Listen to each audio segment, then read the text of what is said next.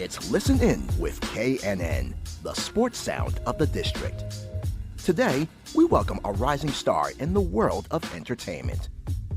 A former Division I athlete, her plans of pursuing a career in legislation and politics suddenly changed when she was spotted by a modeling agency in Los Angeles. From there, she gained success in the athletic modeling industry and landed a handful of roles on television and in local shorts. She's currently playing the role of Ellie on the hit show Tyler Perry's The Oval on BET. We're talking about Natasha Ward. She joins this live stream broadcast of Listen In with KNN right now with your host, Kelsey Nicole Nelson.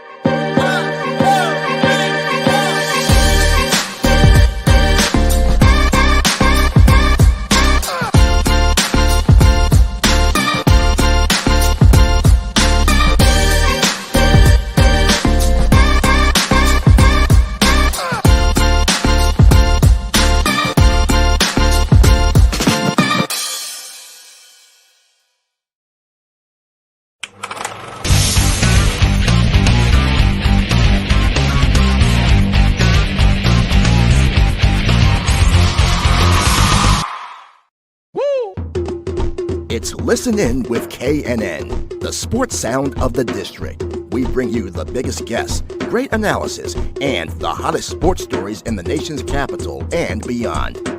And we bring it to you live. Welcome to this live stream broadcast of Listen In with KNN. Here's your host, Kelsey Nicole Nelson.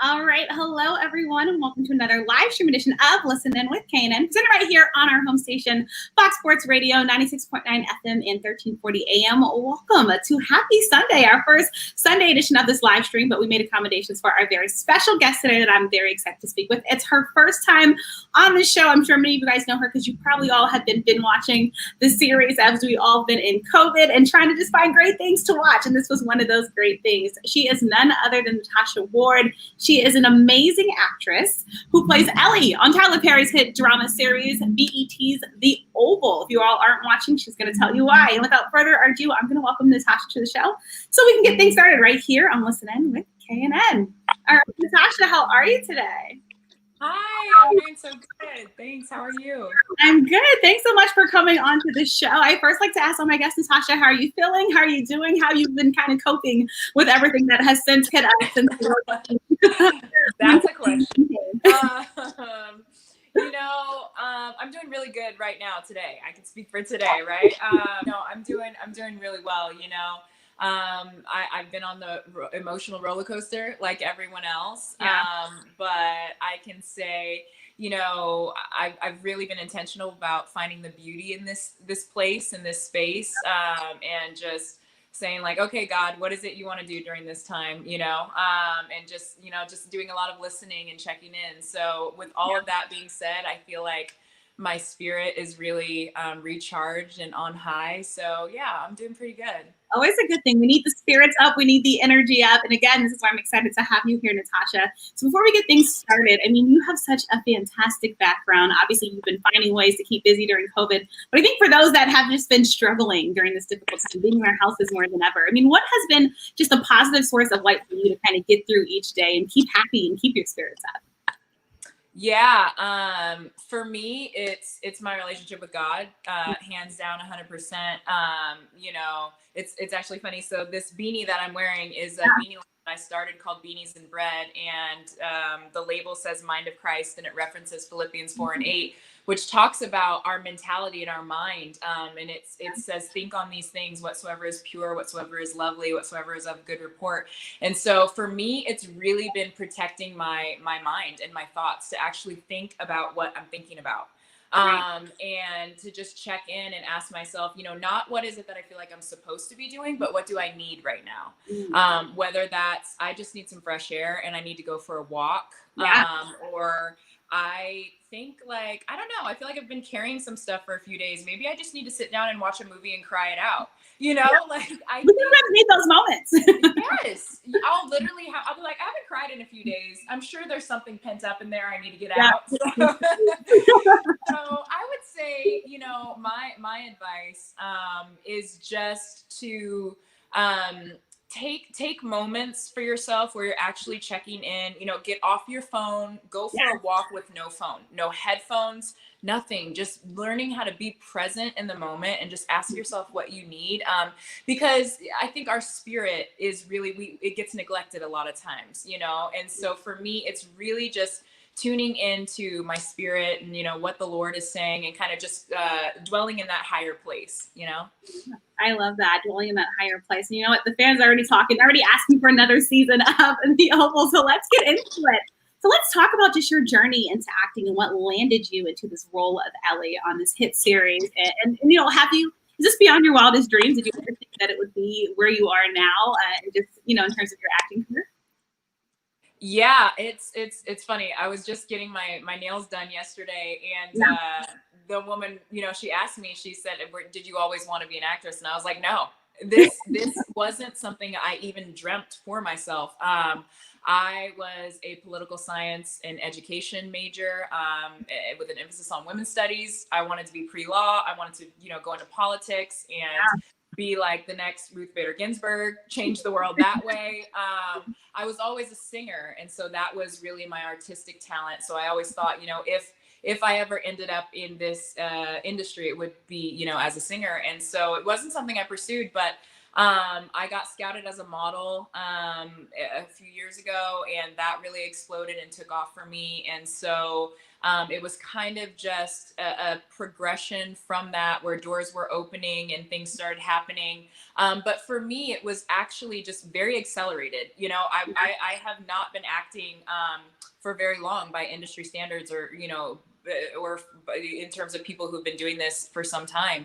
Right. And so to go in as a regular audition, as an actress or actor, you audition. That's your job. Your job is auditioning, right? Getting the role is like 1 out of 10 times. And so it was another audition. I didn't really think anything of it in terms of like, oh my gosh, this is Tyler Perry. I want it so bad. I just was like, go in, do my thing, leave, let's go get pizza, and I didn't think too much of it. But then I got the call back, and they wanted me to come out to Atlanta to do a test read with Ed Quinn, who had already been cast as the lead on the show.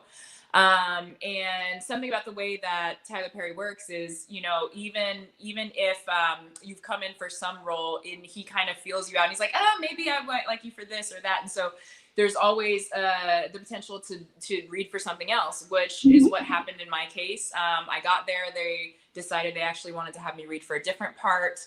And so I read for that. And then a couple of months later, I got the call, which was just a direct offer for Ellie. And it wasn't even one of the roles I had auditioned for. So, but when I read her, I really was like, there's something to this girl. So yeah, my journey was all over and upside down and around and completely unconventional. I love it though. I think that's what's so fun about life. Sometimes you have these plans and you think you know what you're going to do, and then something takes you somewhere else, and it takes you somewhere else. And you just kind of go on this journey for your purpose. And it sounds like you're finding that. And I love what you said. You said, I didn't think it was Tyler Perry. I thought nothing of it. Because Natasha, I would have been freaking out. Like, that's Tyler Perry. Like, this is the guy we all know. We all love his movies. We grew up with him. But I think that's the way to go into it, right? Like, it's just another role. It's a part you wanted. And now you are Ellie. You're this compelling figure in the show. And let's talk about Ellie. So how does her role kind of transition with just your life in general? How are you able to transform into this character for this series? Yeah, Ellie, when I first read the role, at face value, Ellie can come off as just kind of a stereotypical pretty girl who's just working all these angles to get what she wants. And there's not necessarily a lot of depth to her other than she's beautiful. She knows she's beautiful and she's going to play that card every time. But, you know, as I really dug more behind that, what I really discovered and loved about Ellie is that it's not necessarily so much that she just plays this pretty girl. She actually realizes that she's in an environment where her looks are going to subject her to have to deal with things that other women wouldn't have to deal with, you know, because of the way that she looks. And so whether these accusations are true or not, it's just, you know, she's in this environment where she's going to be targeted and assumptions are going to be made about her. And so it's actually kind of this, I think, story that so many young women can relate to, of whether or not your exterior enters the room before you do, and you feel like the way that you look sometimes is in disconnect with who you actually are inside, with how people perceive you. And so I really love this kind of exploration of what does it look like to navigate that in terms of what this character is thinking, and being kind of forced into this situation to have to use this to her advantage, but still be smart and try to hold on to who she is, you know? That's powerful, because I feel like so many women have to deal with that, what you're saying exactly, right? Like, especially because of technology and social media, we're often, before we even walk into a room, and especially as women, you know, your physical traits sometimes dictate how people think about you immediately. Like you said, that might not be you. You might be a completely different person. But we're in this society, right, where we're so aesthetic. And I think your character relates to so many. And I think this is why the show has went over so well, because we can see parts of us within the show, you know, and trying to navigate that. And I appreciate you touching on that. And I also understand you recently kind of put an Instagram post up kind of touching on this. Your last Instagram post, I love what you posted. You said, "No is a complete sentence, and Ellie is not afraid to use it." I'll be honest, Natasha and me was afraid to shoot this scene. So kind of talk deeper into that. And, you know, how were you able to get yourself into this mindset to just have such a compelling scene for viewers to watch? Yeah. Again, you know, I think one of the fun things about being an actor is that one person can read a script a million different ways, you know? And so again, when I read this scene in particular, and I could see again how, based on the way that I look, because I'm Ellie, based on my body and, you know, the kind of way this scenario plays out and the language that is used, it can go one way or the other, you know. And like in that clip, I don't know if you ever saw the clip, but the preview for the show, it just showed Ellie, you know, kind of like, "I'm gonna go home and think about you, Mr. President." And so, you know, I could have chosen to take it in that direction completely, but I really thought to myself, how can I use these same words in a way that will empower my character, and to really kind of turn it around on this man. And so I was nervous, I think, just because it was really important to me for that to come across. And I knew that the obstacle I was going to have to overcome as an actress was my own body, you know, being in that, you know, in lingerie with my dress open, and, you know, the action, you know, of lifting my foot and being like, nah, all of that, you know, can easily become so sexual visually that it distracts from the message that really this character is trying to get across, which is, maybe I'll sleep with you and maybe I won't, but either way, it's going to be on my terms, and it's not going to be because you're dangling this job in front of me, you know? And so to me, it was just, I was really, really passionate about wanting the message to come across properly and not having people be so distracted by my body and what I was doing in that moment. So it just meant a lot to me, and it was vulnerable. I mean, I'm a model, so I'm in my sports bra like all day, every day, but it's different when it's like underwear and a sexy bra, you know? Because you know how people are going to see it, like you said, and just transition to that. But I think you did it so eloquently. And then I like how you ended your post, you know, "Until then, take a play out of Ellie's book, Don't be the player, be the coach. I absolutely love that, Natasha, because I think it's so powerful. It's so powerful. You think about those two roles. And obviously, you know those two roles very well. You are a former athlete, which I think is also important to mention. Since this is a sports show, I mean, you're a former Division I track runner at UC Irvine. So, I mean, I think it's amazing. So anything from just athletics that you took into just your overall acting career, not just this role, but your overall acting career or your modeling career that you find just valuable life lessons for you? Oh my goodness, 1,000%. You know, I tell people all the time that I think sports are so invaluable to kids because whether they're a great athlete or they're coordinated or not, the life skills and the mental toughness and just the fortitude and tenacity that is learned through playing a sport and being on a team is really unlike anything else. It's really hard to replicate that in any other situation. And so for me, what I think I have taken away and brought into my career the most is just that mental toughness, you know, knowing in this career where you get rejected and knocked down every single day. And even when you get through the door, you're still not enough. And there's something else and there's someone else. And so to have that sports mentality, to really be able to say, you know, okay, there's still another quarter left. There's still 20 seconds left in the game. You know, I can always come back. It's never too late. Maybe I lost one game, but we still have a whole season. You know, you hear these kind of metaphors and things that people throw around, but they actually are very powerful. When it becomes something that you really buy into and you just know that you just don't have a give up mentality, that I like to say rejection is God's protection. And and so just having that sort of a mindset in this, not only just in this industry, but in life in general, but especially in this industry, where it's just, you have to have that thick skin and know that if you are not your biggest supporter, if you are not your biggest fan, if you are not your biggest teammate who is going to not only, you know, cheer you on, but hold you accountable, it's going to be much more difficult. And so, you know, these things that I learned as an athlete, I think have just been invaluable to my career.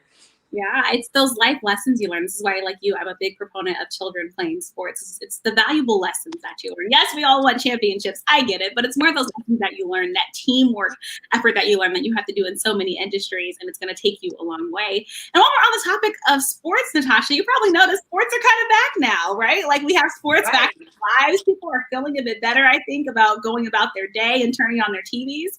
So all that to say, I mean, what do you think about sports being back? Do you think this was the right decision? Obviously, because we know COVID-19 is still there. So just give me your overall thoughts. I'm a little nervous. I'm a little nervous about it, to be honest, because, you know, as an athlete, you got to go all 100%, right? Like when you're on the court, you're going all in. And so there's going to be body contact and sweat and, you know, all of these things. That's the only way to play the game. And obviously I know that there are so many precautions being taken in terms of quarantining and repeated testing, which is all stuff that we're actually doing here at Tyler Perry Studios to make sure that we're all safe. But, you know, I think, I don't know. I think it's great. I think that we all have to try to find a way to navigate this space. And of course, we're doing that here in our production as well. But I'm still nervous. I'm still nervous. We all are. Like they started, but now the big question is, are they going to finish? So like you're saying, it's taking those precautions. And that's one thing I was going to touch with you on. I was reading about, you know, this camp quarantine that Tyler Perry has and keeping you all safe. So talk about just the precautions that have been underway at Tyler Perry Studios and how you overall feel as an actress, acting, trying to get stuff out there, content during this difficult time to us, the viewers. Yes, I am coming to you live from Camp Q right now. And so, you know, we got here a couple of days ago, and I can say that I feel Mr. Tyler Perry is taking every possible precaution that one could take in a circumstance like this. You know, we were lucky enough to come in to fly in private, so we didn't have to fly commercially, which is huge because that's one of the number one ways that this is continuing to spread. And then from there, we came to campus. We are taken straight to testing. We get tested. We go through a sanitation station, all our luggage and everything. Everyone here is in like hazmat suits and masks and shields. It's kind of like, you know, hazmat Disneyland. There's long lines and all of that. And then what we're also doing is, because his studio is on a former Army base, the beautiful thing is there's housing. And so we are actually staying in these incredibly beautiful, beautiful historic Southern homes. They're just massive with wraparound porches and gorgeous. And so it's not the worst place to be isolating. Yeah. Nice. Get your background. It looks lovely. Exactly. So, you know, every single person, once we're here, we have to live here and stay here for the duration of our production. We're getting tested regularly. I'm actually getting tested again tomorrow. We all will. And then once we get tested, we all have to come back to our rooms and isolate without any communication until those tests come back. And so at that point, we're getting our meals delivered and all of that. We're wearing masks anytime we're out of the house. And so I honestly feel like it's the safest place we could be given the circumstances because of all of the precautions that they're taking. And so I feel really safe. I feel really confident. And I honestly think, you know, it's historic. It's a historic situation. It's unprecedented. And I feel it's actually a situation that's bringing us closer as a cast, you know, because we're going through something unprecedented. And so it's for all of the scary things and the unknowns, I think there's a lot of beauty to it too. So yeah, and I think we need that, Natasha. I think we need a little light at the end of this dark tunnel because we've been in it so long. And like you said, we're all navigating it together. But I love what you're saying. It's bringing you all closer together. I feel like when I talk to people, Natasha, they're saying their families are closer together because they're spending more time than ever together. So going off of that, and you talk about your cast and your crew and how you've just been able to kind of form relationships with them to just have these off-screen relationships be so powerful on the screen. Yeah, you know, I cannot say enough about my castmates, and particularly for me, because all of my scenes are mostly with men. But particularly, you know, my Ed Quinn, who plays Hunter, who is the president, Nick Barada, who plays my boyfriend, Alan. You know, they're such incredible people. Everyone on the cast is really down to earth, you know, really genuine, really down to earth, enjoys having fun with these characters and trying to bring them to life. And so I think that really staying grounded and actually getting to know each other as humans, apart from, we're like actors on a show, is really just really special and something I'm so grateful for. I really feel like I've developed genuine friendships, especially again, you know, with my male counterparts who I'm with more often than not, because those are my scene partners. I'm really, really grateful for the genuine care and concern. Also because this is a show that touches on some really, really extreme content. Yes. There's a lot of violence and, you know, there's rape and there's a lot of, you know, sexual trauma and things that are going on. And so even though we're actors, you also have to consider I'm still a person putting myself into, you know, this circumstance emotionally. And so it's so essential to work with people who you can really trust and be vulnerable with, to allow yourself to step into that headspace. And so I think that has been one of the things that's just been so powerful, is that this cast of people really, truly can trust each other in these very intense situations. And that's huge, like you said, because to be vulnerable is not easy, and you need to have that trust so you can act to the best of your abilities. I think it's wonderful to know that you all get along so well and that you guys are able to give us this great content. And talking about just working together, Tyler Perry, I think all of us, you know, we know him from the big screens and we love his just fantastic genius to keep giving us hit after hit after hit after hit. But for you, I mean, what's it been like to have, you know, this series produced by him, written by him? What's it kind of like working with him for those of us that will never get to have that experience, Natasha? It is like being at boot camp. Yeah, Medea does not show up on set often. Okay. It's definitely Mr. Tyler Perry, the producer, writer, director, businessman, and we are getting it done. And so, he's efficient. I mean, he knows what he wants. He's a well-oiled machine, and it is go time. And so, working with him is definitely a challenge in that his pace and the way that he works. I think I'm actually grateful that as a newer actress to have been put in this situation in this pace, because it's very unorthodox. There are not really any other productions who work at this pace or at this capacity that he does. And so to step into this in the onset of my career actually gives me a lot of confidence to know that when I go on to other productions where there's a completely different way of doing things and the pace is not what it is here, I really feel like I'll be able to do anything now that I've done this, because it's just, we shoot so many episodes in such a short amount of time. And so it's challenging as an actress to really make sure you're on top of your game and you're in character, and you just have to trust yourself. You can't, you have to trust yourself. I'm here. I deserve to be here. I have what it takes. There's no time to doubt myself, and it's go time. And that comes from also, the way that he does it. If he didn't have the confidence that we could pull it off, then, he wouldn't be doing this. And so I think that says a lot, Yeah, it'd be different. I like what you said, you have to trust yourself. I think that's something that we can all take. You need to just trust yourself in your decisions and what you're going to do. I think sometimes we second guess ourselves way too much, but I like to believe, you're in a place for a reason, right? And now it's just up to you to perform and make sure you keep yourself there. So I love what you said on that. And since it's a live show, I want to get some questions in from fans. We have a quick question from Jamel Cutler. He wants to ask you, who are some of your dream actors or directors to work with? Oh my goodness, my dream actors are. I really want to do action. I think that would be really fun. So, yeah, so like a Michael Bay or a James Cameron, who just come up with these other worlds and just big dramatics and crazy stories. So I think, directors, that would definitely be two of my top picks. And then, for actors, again, I think it would be fun to work with one of the action heroes like Bruce Willis or even like a Nicolas Cage. I think he's really interesting.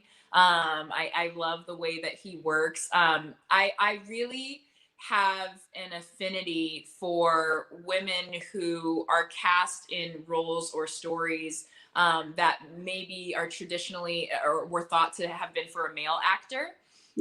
And so I think that would be really fun to kind of be in those sorts of dynamics, but not as like the hot girl who's just the side chick, but to actually be like the other badass. I love that. This is why when I was preparing for you again, I loved your Instagram already, because you talk about women and just making sure that people know that we are here for our purpose.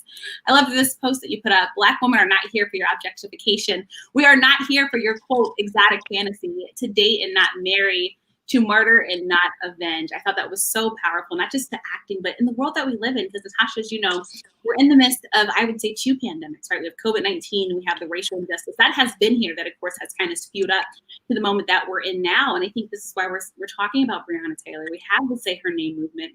For so long, we're talking about the WNBA and how these players for a long time have been talking and speaking out. But it seems like Black women voices are silent. So I want to ask you, what does it mean to you to be a Black woman in 2020?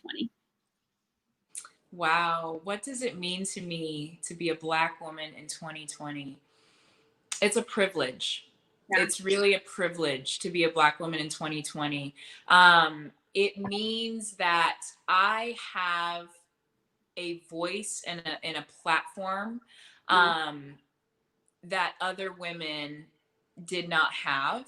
Mm-hmm. And even though we seem to feel like we're in a familiar place in terms of that voice being suppressed and objectified in many ways, I feel so empowered to yeah, just to wear my skin unapologetically, and to speak my voice from like a microphone of truth, and that it doesn't, I don't need to fit into a box in terms of, you know, the way that I look or the way that the dreams that I want to pursue. I really can be in this place of being both sexy and sophisticated and, you know, powerful and elegant and strong but soft, and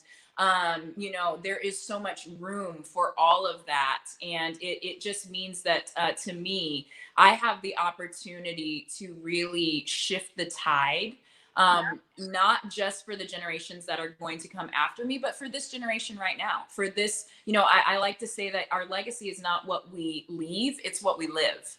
And so my legacy is right now.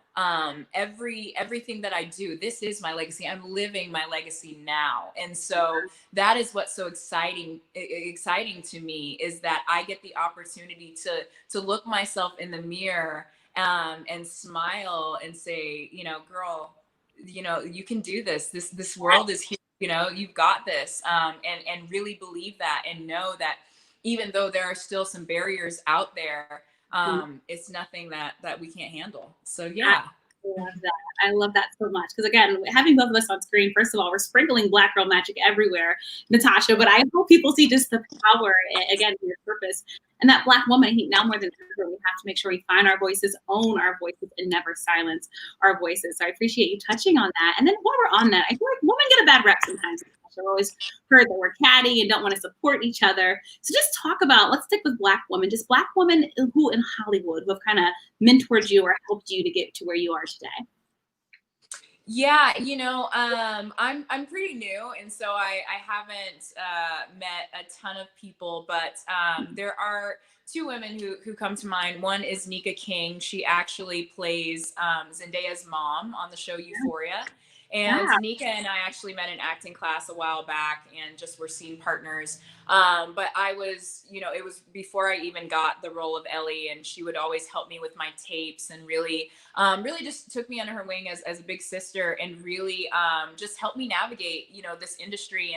And times when I was really insecure, you know, I went through a period of time where my hair was really unhealthy and it was breaking off, and I felt so unpretty and unconfident, and I had never like worn a weave before or a wig before or any of that stuff. And she's like, girl, like, you know, and she like showed me on this whole new world and showed me how to embrace this other, you know, I'm half white. And so that was part of, you know, being Black that I had never really explored growing up with you know, good hair, like we like to say.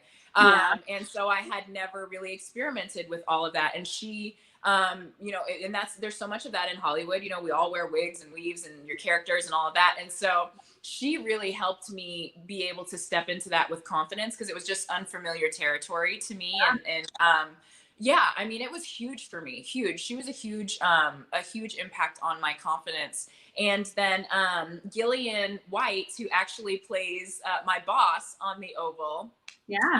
She is amazing. She is just another woman who has just really spoken life into me. And, you know, areas where I felt like I needed to stand up for myself, or, you know, draw lines and boundaries, or where I felt like, am I really a good actress? Do I deserve to be here? You know, really just another woman of just such integrity and support, who I can be vulnerable with and cry to and say, you know, I feel like I'm not enough, and for her to just really be able to lift me up and encourage me. And so, yeah, those two women have definitely had a huge impact on my career.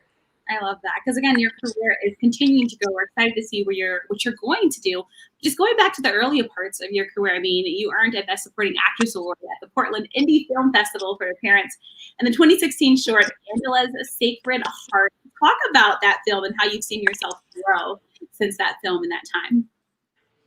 Yeah, that film, that was really kind of the beginning of my acting career. I had never acted before outside of commercials and, you know, little plays when I was a kid and stuff like that. But I actually met Ashley, who stars in it and co-wrote it with her mom on a photo shoot. And she just after we got to talking, she said, you really feel like this character that I have written in my short, and I would love if you would come read for the part. And I thought, well, that's not really what I do. And she's like, oh, just come and read it. Just be yourself. I literally just want you to be you. So I was like, okay, I can do that. And so I did. And, and they cast me for the role, and I just really played myself in the given circumstances. And it really was so exciting for me. It was so fun. It was such a transition from modeling where I love modeling, but it's so heavily based on your body and what you look like. And with this, being able to kind of not be self-conscious about what I'm looking like, but just kind of get to be present in the moment with whatever this character is doing, feeling, experiencing, was just a breath of fresh air for me. So yeah. And then obviously you did well at it. I mean, like, you got an award. Look, you get an award-winning actress, which is also a great thing. And just going back on your career too, I thought this was fascinating. Following a 31-episode run as a briefcase model, number 19 on CNBC's Deal or No Deal, one of my old-time favorite shows. Talk about that experience for you as a model, and did that help you build confidence, or what did that do to you in terms of, kind of helping you solidify what you wanted to do career-wise? Oh my gosh, that was a crazy experience because we were shooting, I think, 2 or 3 episodes a day, and each episode took 2.5 hours to film. And those heels, honey, let me tell you, we walked down the steps, but what you don't know is that there's another set of steps on the back end that you have to walk up before you go down. And so up and down those steps, and then holding that position, because it's a live show, and so holding that position in those heels, we would be screaming by the end of that. So you were hoping your case got picked. You're like, pick me. So it definitely taught me I'm a lot stronger than I ever knew. It was much harder than any fitness photo shoot I have ever done, standing in heels for that many hours. But it was really fun. It was really fun to, again, just kind of be in a position to be yourself and just be engaging and get to interact with the contestants and all of those times where we were mic'd and we would say something. Those weren't scripted. Those were genuine moments. And so it was really fun. And to meet all of those girls, I'm still really close to a lot of them. It was a great catalyst, again, I think, just to another aspect of the industry outside of modeling, and just, again, kind of like stoking those flames in me that, I think entertainment is definitely, the place that I want to be for the foreseeable future. So, yeah. I love that. Because, look, we want you to stay in entertainment. You have a lot of fans, Natasha. We want to continue to see you watch your grow. But I'm just curious, since you touched on it earlier, but you do have your degree in political science and education, and I have to make sure I reiterate that you have an emphasis on women's studies. Do you think you have any plans at all to maybe in the future try to incorporate those into what you're doing career-wise, or just anything that you're doing? I am so glad I got my education before coming into the industry. And that's not, to say that it's the right path, but for me, I feel like it really just solidified me in my confidence in who I am as a person. And also, this industry is just so full of contracts and things that you need to know. And I just feel so much wiser that I don't need to just, hand things off to someone else and be like, I don't know, tell me what this says. Like, I actually have the capability to critically think and work through these things for myself. I still am very much in love with politics and, justice. I hosted a rally on Juneteenth. I'm just in the beginning stages of founding an organization with a couple girlfriends of mine called Legacy Now, which is really going to focus on facilitating change and encouraging people to know how to use their voice creatively and artistically in times like these. And so, I think I'll always continue to be active in politics, and whether that looks like activism kind of in the world that we're seeing now, or, I don't know. Maybe I'll go back to law school one day. I don't know. Corporate America is not going anywhere. So it's there for many years to come. And just going to that, though, while we're talking about politics, I'd love to just get your thoughts on, if you were a politician. I know this is an impromptu question, but what do you think we need to kind of move forward as a country? And this time of just so much dividedness and just anger, what would you like to see happen if you were a politician, Natasha? Oh my Lord. You on the spot. I knew you could handle it. Yeah, no, I think what we need is what we're seeing. Mhm. I think what we need is a wake-up call that calls us back to our ability to listen, that calls us back to our humanity. One of the things that I think I like to emphasize often is that race is actually a social construct. There is only one race. Biologically, when you break it down scientifically, there is one race, and that is the human race. And so I think even our language around all of this fighting that we're seeing in this systematic racism is all embedded in this idea that there is an otherness, when the reality is there is one race, which is the human race, and we all happen to be of different ethnicities. And so we have gotten so far removed from that concept in the way that this country has functioned for so long, and taught us that we are inherently other, and therefore we are against each other, that what we're seeing now is necessary. And we can talk about the various ways and how to walk that out. But ultimately, we needed something to kind of jerk us back into reality and call us back to baseline, which is we are all human. We are all of the human race. And so I think to be able to have that conversation and to start there and build from that place is what's really going to be, those conversations are going to be the catalyst for the conversations we need to continue to have, which is having people in positions of power and authority who can wrap their mind around this concept and build from that place of healing these divides and speaking into these areas where we see, okay, in our police system, in our criminal justice system, we are not treating people as if they are the same. There are drastic disparities that are built into this system that were created from that original mindset, which is we are not the same. We are other. And so we need to dial it back all the way to baseline and have people in power who can have these conversations and who can internalize these truths and then move from implementation with that in mind. And so, do we have politicians that are running, any of them in any capacity, who fully embody that? No, because we're human. There's never going to be any politician or person in power that you agree with 100%, and there shouldn't be, because we're human and that's how we navigate. That's why it's a democracy. But I think getting back to these core conversations is really what's going to be the catalyst for setting us up for the next 10 years. And I do think that we're seeing some of that. And I'm hopeful that we'll continue to. So, yeah. No, look, we needed that. I just wanted to get your thoughts and opinions. The election is coming up. I hope people go out and vote, but I appreciate you touching on that. And I know I have to get you back to Tyler Perry, but before I let you go, just anything you can give us for the upcoming season of The Oval, or for those who for some reason aren't watching it, Natasha, what would you tell them to get them on the bandwagon to start watching this great show? Whoa, let me just say, start with the last 5, because that's where Ellie comes in. Yeah.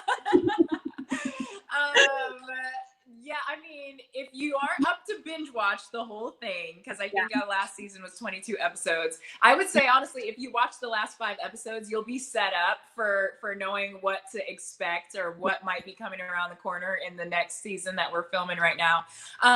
But The Oval, I think, is just an extremely exaggerated and dramatic point of view of what the darker side of human nature looks like. I will tell you, that's what I think it is, and how people navigate those choices, good or bad. I love it. Look, you have us cliffhanging. We cannot wait for the next season. I hope recording and everything goes well. I hope you stay safe, Natasha. And before I let you go, just any last words for the listening audience and your fans? Oh my goodness. My last words are, you are enough. It's never too late. Go after all of your dreams, every single one. Launch all your boats, cut your ties to the shore. You have what it takes. You have everything you need. So, yeah. I love that, Natasha. It was such a pleasure to have you. Please don't be a stranger to the show. Truly enjoyed meeting you. Thanks again so much for joining us. You too. Stay blessed. Thanks so much. Bye. Bye. All right, everyone. Thank you so much for tuning into the special live stream edition of Listen In with KNN. You just heard from Natasha Ward, who plays Ellie on Tyler Perry's hit drama series on BET, The Oval. You heard her. If you can, start to tune in, try to binge watch, and get prepared for the next season. That'll do it for this edition of Listen In with KNN. We'll be back Thursday at 6 p.m. Eastern Standard Time with Marquette King, the public figure. And some of you guys probably know that name from the NFL. And then we'll be back on Saturday again at 2 p.m. with Doug Williams out of Grambling State University, currently the SVP of Player Development for the Washington football team. So we're continuing to bring the heat. Again, make sure you subscribe to the show on Fox Sports Radio, 1340 a.m. Go to our podcast, Listen In with KNN on iTunes, Google Play, and Spotify. And then, of course, the show is available on Facebook, YouTube, and Twitter.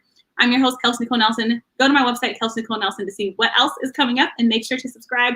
We have a lot of great shows coming up for you all throughout the rest of the summer. And enjoy sports. They're back. This is what we all wanted. All right. Bye, guys.